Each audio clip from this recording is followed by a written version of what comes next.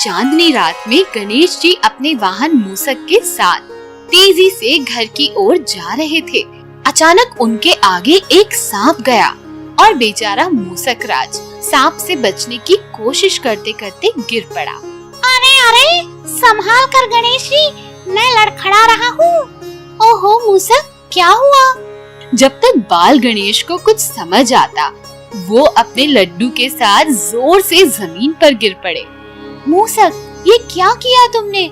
मैं गिर पड़ा और मेरे साथ लड्डू भी गिरा दिए। मुझे माफ कर दीजिए प्रभु, मैं सांप से बचने की कोशिश कर रहा था। जब ये सब हो रहा था तो ऊपर से चमकता हुआ चंद्रमा गणेश का मजाक उड़ा रहा था और जोर जोर से हंस रहा था। बाल गणेश को ये देखकर गुस्सा आ गया और उसने चंद्रमा से पूछा, तुम हंस क्यों रहे हो? इतने मोटे गणेश और उनके छोटे छोटे लड्डू को गिरते हुए देखकर मुझे बहुत हंसी आ रही है। चुप करो चंद्रमा, वरना अच्छा नहीं होगा। गणेश जी की बात सुनकर भी चंद्रमा रुका नहीं। आखिर क्यों रुकता? उसे अपनी चांदनी पर घमंड जो था। अच्छा नहीं होगा। और मेरा? गणेश, मैं तुम्हारी तरह नहीं हूँ। मेरा रूप देखो, मेरी चांदनी देखो। तुम पर बस मुझे हंसी ही आ सकती है। चंद्रमा का ये गुरूर देखकर गणेश जी को गुस्सा आ गया और पास खड़ा मूसक भी डर के मारे कांप रहा था, मगर चंद्रमा तो फिर भी नहीं रुका। अच्छा, इतना गुरूर? तुम्हें अपनी चांदनी पर गर्व है ना? तो मैं अब तुम्हें शाप देता हूँ कि जिस चमक पर तुम्हें इतना घमंड है वो नष्ट हो जाए। जो भी तुझे देखेगा उसका बुरा समय आ जाएगा और मैं भी उसे नहीं बचाऊंगा। आज के बाद कोई भी तुम्हें नहीं देखेगा। जैसे ही गणेश जी ने ये कहा, खूबसूरत चंद्रमा का रंग बदल गया और वो कोयले जैसा हो गया। वही रात भी बिल्कुल काली हो गई, ठीक अमावस्या की तरह। नहीं प्रभु, ये क्या हो गया? मेरी चांदनी मुझे लौटा दीजिए। नहीं, अब ऐसे ही अंधेरे में जियो, और वो भी एकांत में। प्रभु, मुझे मेरी गलती का एहसास हो गया है। मुझे एक मौका दे दीजिए। चंद्रमा के लाख मनाने पर भी गणेश जी नहीं माने। अब मूसक ने उन्हें कहा, प्रभु, चंद्रमा को माफ कर दीजिए। मुझसे भी तो गलती हुई थी। आपने मुझे भी माफ कर दिया था। और सोचिए, बिना चांदनी के रात को लोगों का क्या होगा? ठीक है मूसक, तुम कहते हो तो मैं चंद्रमा को माफ कर देता हूँ, मगर मैं इसका शाप पूरी तरह से नहीं हटा सकता। प्रभु, आप विघ्नहर्ता हो। आप जो भी करोगे मेरे लिए सही होगा। आज से आपके चेहरे की चमक हमेशा धीरे धीरे गायब होगी, मगर धीरे धीरे वापस भी आएगी और ये सभी को सही राह दिखाएगी कि घमंड किसी भी बात पर नहीं करना चाहिए। और जो भी तुम्हें मेरे जन्म के दिन देख लेगा उसका बुरा वक्त तो आएगा, मगर दूसरे दिन तुम्हारे दर्शन करके वो श्राप से मुक्त भी हो जाएगा। प्रभु, आपकी जय हो। तो इस तरह से गणेश जी ने चंद्रमा को श्राप भी दिया और सबक सिखाने के बाद वरदान भी दिया। एक दिन माता गौरी घर में अकेली बैठी थी और उन्हें स्नान करने जाना था, मगर उन्हें भय था कि कोई अंदर ना आ जाए। तब उन्होंने अपने पुत्र गणेश को आवाज दी, गणेश, बेटा गणेश। आया माता, कहिए क्यों बुलाया? बेटा, मैं स्नान करने भीतर जा रही हूँ और ये तुम्हारी जिम्मेदारी है कि जब तक मैं बाहर ना आ जाऊं तब तक तुम किसी को भी भीतर मत आने देना। ठीक है माँ। ऐसे नहीं, वचन दो कि मेरी आज्ञा के बिना कोई भी भीतर नहीं आ पाएगा।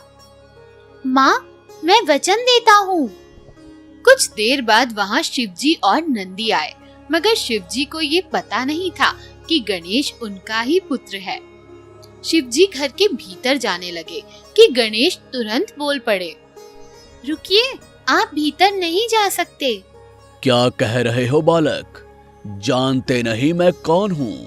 आप आप जो भी हो, मगर मेरी माता ने कहा है कि उनकी आज्ञा के बिना कोई भी भीतर न जाए, और मैंने माता को वचन दिया है, तो आप भीतर नहीं जा सकते।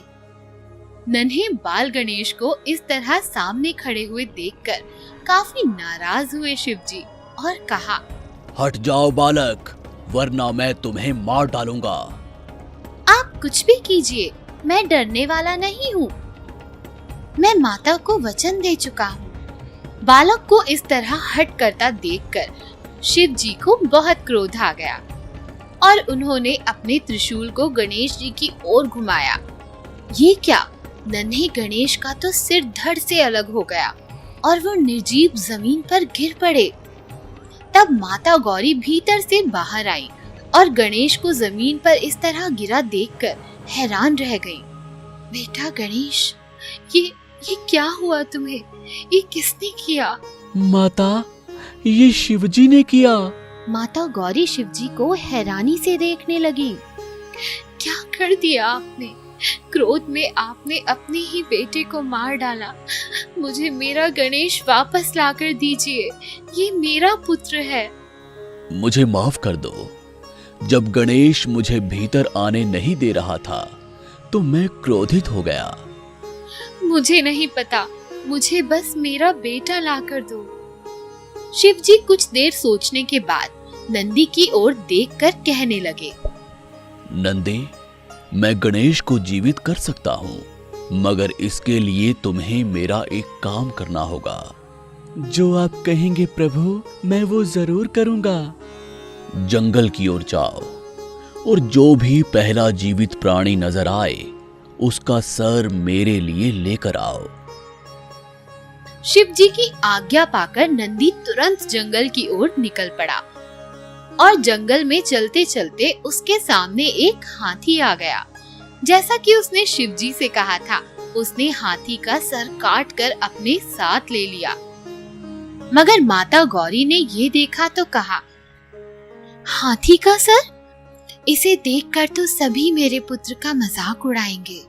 तुम चिंता मत करो, हमारा बेटा बहुत निडर है और आज मैं उसे वरदान देता हूँ कि आज से सभी इसे विघ्नहर्ता कहेंगे और कोई भी शुभ कार्य करने से पहले सभी को इसका नमन करना होगा। ठीक है, जैसा आप ठीक समझे। शिव जी ने अपनी शक्तियों से गणेश के शव पर हाथी का सर जोड़ दिया और उस दिन से हुआ हमारे विघ्नहर्ता श्री गणेश जी का जन्म। कई साल पहले गजमुखसुर नाम का एक दानव रहता था। वो शिव जी का बहुत बड़ा भक्त था और कई सालों से तपस्या करके उसने शिव जी को प्रसन्न कर दिया। गजमुखासुर, उठो भक्त, तुम्हारी तपस्या से मैं प्रसन्न हुआ। प्रभु, मैं आपका भक्त हूँ, तो अगर आपको मुझे देखकर प्रसन्नता हुई तो मुझे वरदान दीजिए। मांगो गजमुखासुर, क्या चाहिए तुम्हें? प्रभु, मैं चाहता हूँ कि मैं बहुत शक्तिशाली बनूं और मुझे ना कोई देवता हरा सके, ना मनुष्य और ना ही कोई दानव। ठीक है, मगर याद रहे, कभी भी अपने इस वरदान का दुरुपयोग मत करना, वरना सभी कहेंगे कि शिवजी के वरदान के कारण गजमुखासुर इस तरह सभी को परेशान कर रहा है। जो आज्ञा प्रभु, मैं आपको निराश नहीं करूंगा। तो जाओ, मैं तुम्हें वरदान देता हूँ। शिव जी का वरदान पाकर गजमुखसुर एक बार फिर अपनी असुर प्रवृत्ति में लौट गया और सभी को परेशान करने लगा। कई दिनों तक गजमुखसुर के इस दुर्व्यवहार को देखकर देवता नाराज हुए और शिव जी से मिलने गए। प्रभु, ये क्या कर दिया आपने? मैंने क्या किया? प्रभु, आपने गजमुखासुर को ऐसा वरदान दिया जिसके बाद वो सभी निर्दोष लोगों को भी सता रहा है। पर मैंने तो उसे कहा था कि ऐसा मत करना। प्रभु, आप सच में भोलेनाथ हो। एक असुर पर भरोसा कर लिया, अब इसके कारण गजमुखासुर किसी के काबू में नहीं आ रहा, वरना सभी लोगों पर गजमुखासुर का ही राज होगा। पार्वती, पुत्र गणेश को बुलाओ। पिता की आज्ञा पाकर गणेश भी वहाँ आ गए। जी प्रभु, क्या आज्ञा है मेरे लिए? बेटा, मैंने गजमुखासुर को वरदान दिया था, जिसका वो दुरुपयोग कर रहा है। तुम जाकर उसे सबक सिखाओ। क्या राक्षस गजमुखसुर का सामना करने के लिए आप मेरे बेटे गणेश को भेज रहे हो प्रभु? हाँ, पर गणेश तो नन्हा बालक है, वो कैसे सामना करेगा गजमुखासुर का? तुम सब चिंता मत करो, बस यकीन रखो, मेरा बेटा विघ्नहर्ता है और वो ही गजमुखासुर को उसकी सही जगह दिखाएगा। हो जाएगा। रुकिए, मैं भी साथ चलूंगा और मेरे गण भी। हाँ पुत्र, इन सभी को अपने साथ लेकर जाओ। नहीं, कोई साथ नहीं जाएगा। मेरा बेटा गणेश ही उसके लिए काफी है। ऐसा कहकर शिवजी ने गणेश को आशीर्वाद दे दिया और वहाँ से जाने का आदेश दिया। गणेश भी अपने पिता शिवजी का आदेश पाते ही गजमुखसुर की तलाश में निकल पड़े। गजमुखसुर, कहाँ छुपे बैठे हो? हिम्मत है तो सामने आओ। तुम आओगे मुझसे लड़ने? हाँ, बहुत कर लिए तुमने कमजोर लोगों पर अत्याचार, अब तुम्हें इसकी सजा मिलेगी। तुम सबक सिखाओगे मुझे? जानते नहीं, मैं शिव का भक्त हूँ और मुझे भोलेनाथ ने खुद वरदान दिया है। फिर भय किस बात का? सामने आओ और मेरा सामना करो। गणेश की ललकार सुनकर गजमुखसुर सामने आया और गणेश पर वार करने लगा। रुको, मैं तुम्हें सबक सिखाऊंगा। गजमुखसुर, तुमने सभी को बहुत सताया है, मैं अभी तुम्हें सबक सिखाता हूँ। ऐसा कहकर गणेश गजमुखसुर से लड़ने लगे। काफी देर तक लड़ने के बाद भी वो गणेश को हरा नहीं पाए। मुझे तो भोलेनाथ ने वरदान दिया है, फिर भी मैं गणेश को क्यों नहीं हरा पा रहा हूँ? गजमुखसुर, मुझे पता है कि तुम क्या सोच रहे हो, मगर मैं इस वरदान से परे हूँ। जानते हो क्यों? क्योंकि मेरा शरीर मनुष्य का है और सर हाथी का, तो मैं तुम्हें हरा सकता हूँ। जैसे ही गजमुखसुर ने गणेश की बात सुनी, वो दौड़ने लगा, मगर गणेश भी कहाँ पीछे रहने वाले थे।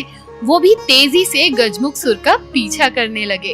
तब गजमुखसुर ने सोचा कि अगर मैं एक छोटे से चूहे का आकार ले लेता हूँ तो भागने में आसानी होगी। ऐसा सोचते हुए गजमुखसुर ने खुद को चूहे के रूप में बदल दिया। तब गणेश जी ने जोर से छलांग लगाई और गजमुखसुर की पीठ पर सवारी करने लगे।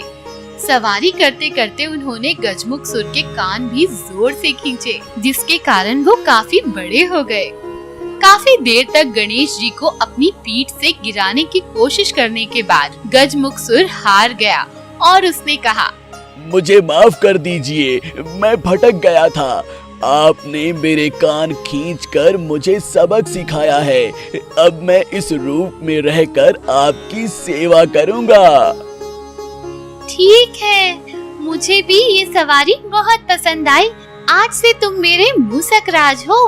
मैं हमेशा तुम्हारी ही सवारी करूंगा और तुम्हें अपने साथ ही रखूंगा। तो इस तरह से गजमुखसुर बन गए गणेश जी के वाहन मूसक राज।